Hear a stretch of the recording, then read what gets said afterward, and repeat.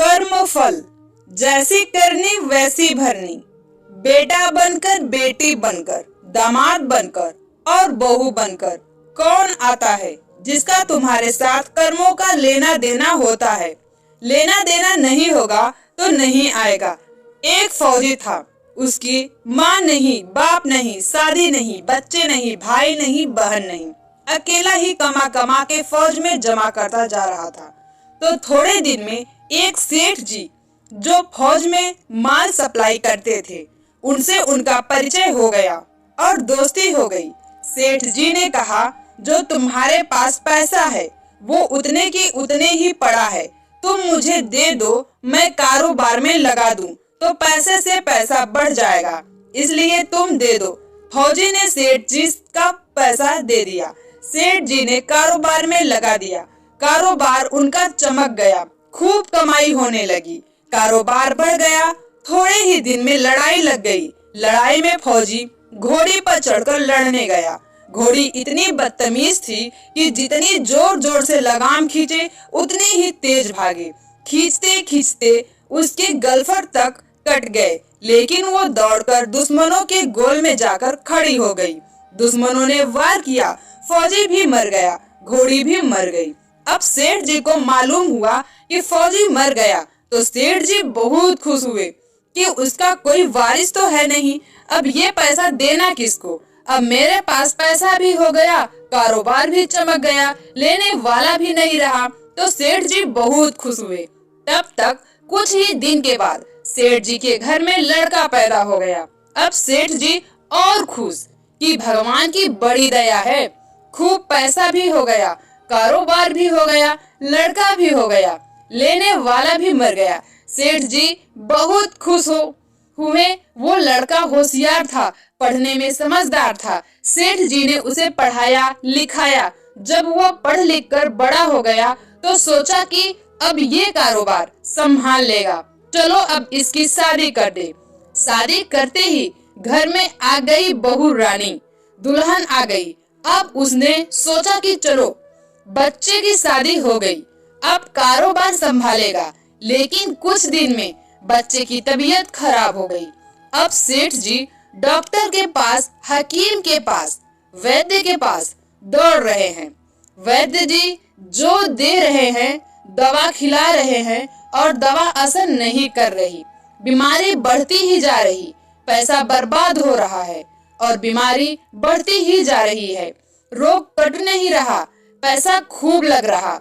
अब अंत में डॉक्टर ने कह दिया कि लाइलाज मर्ज हो गया, इसको अब असाध्य रोग हो गया, ये बच्चा 2-3 दिन में मर जाएगा। डॉक्टरों के जवाब देने पर सेठ जी निराश होकर बच्चे को लेकर रोते हुए आ रहे थे। रास्ते में एक आदमी मिला। कहा, अरे सेठ जी क्या हुआ, बहुत दुखी लग रहे हो। सेठ जी ने कहा, ये बच्चा जवान था, हमने सोचा बुढ़ापे में मदद करेगा, अब ये बीमार हो गया। शादी होते ही हमने इसके लिए खूब पैसा लगा दिया, जिसने जितना मांगा उतना दिया, लेकिन आज डॉक्टर ने जवाब दे दिया, अब ये बचेगा नहीं, असाध्य रोग हो गया, लाइलाज मर्ज है, अब ले जाओ, घर 2-3 में मर जाएगा।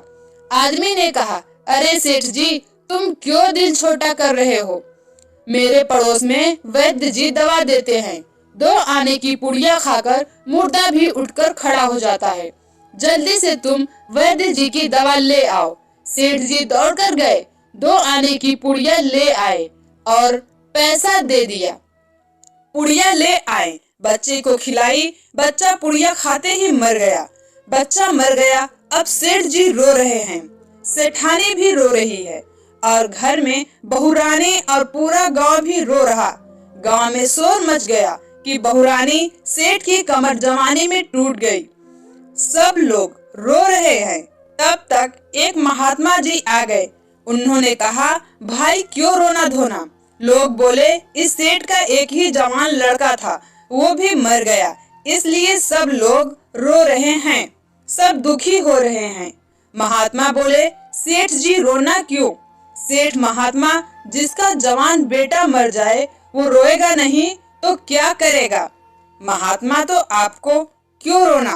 सेठ, मेरा बेटा मरा तो और किसको रोना?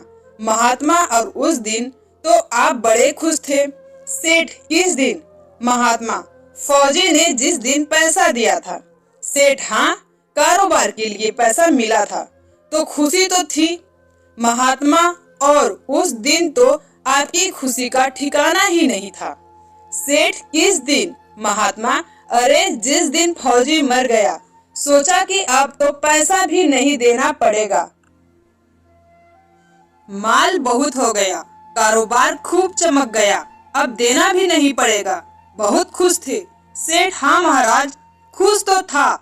महात्मा, और उस दिन तो आपकी खुशी का ठिकाना ही न था, पता नहीं कितनी मिठाइयाँ बट गई। सेठ, किस दिन? महात्मा, अरे जिस दिन लड़का पैदा हुआ था।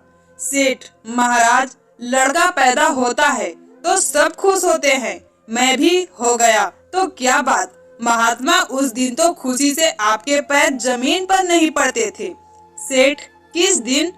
महात्मा, अरे जिस दिन बेटा ब्याहने जा रहे थे। सेठ, महाराज, बेटा ब्याहने जाता है तो हर आदमी खुश होता है तो मैं भी खुश हो गया। महात्मा, तो जब इतनी बार खुश हो गए तो जरा सी बात के लिए रो क्यों रहे हो? सेठ, महात्मा, ये जरा सी बात है, जवान बेटा मर गया, ये जरा सी बात है। महात्मा, अरे सेठ जी, वही फौजी पैसा लेने के लिए बेटा बनकर आ गया, पढ़ने में, लिखने में, खाने में, पहनने में और शौक में, श्रृंगार में जितना लगाना था लगाया, शादी ब्याह में सब लग गया और ब्याह दर ब्याज लगाकर डॉक्टरों को दिलवा दिया। अब जब 2 आने पैसे बच गए वो भी वैद्य जी को दिलवा दिए और पुड़िया खाकर चल दिया।